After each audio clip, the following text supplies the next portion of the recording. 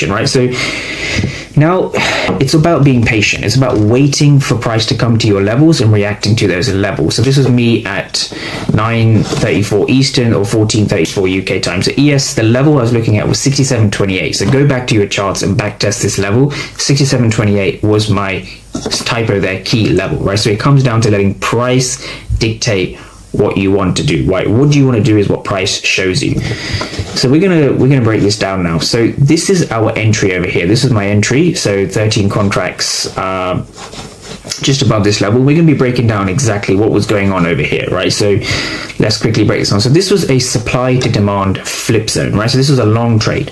So if we kind of break down why we were long, all right? So what we had, price came into this level, right? So now that we've come into this level, there's only two things that can happen. So if you're a trader who overcomplicates trading, who kind of gets you allow your emotions to get in the way of yourself, try and break it down into a simple thing, right? Once you have your key level determined, you can either look for a break and retest to the downside, or you can look for a break and retest to the upside.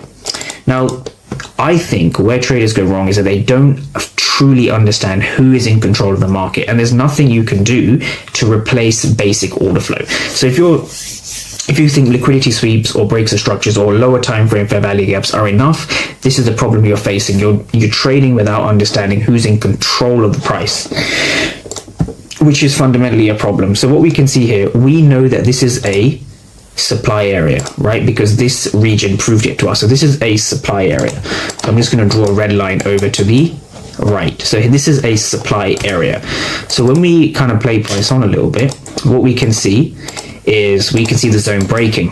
So when we see the zone breaking, we can assume that this is an area where those passive sellers are no longer present, right? They're no longer showing up, right? So we can see these passive sellers have slowly been wiped out as the markets broke above this level.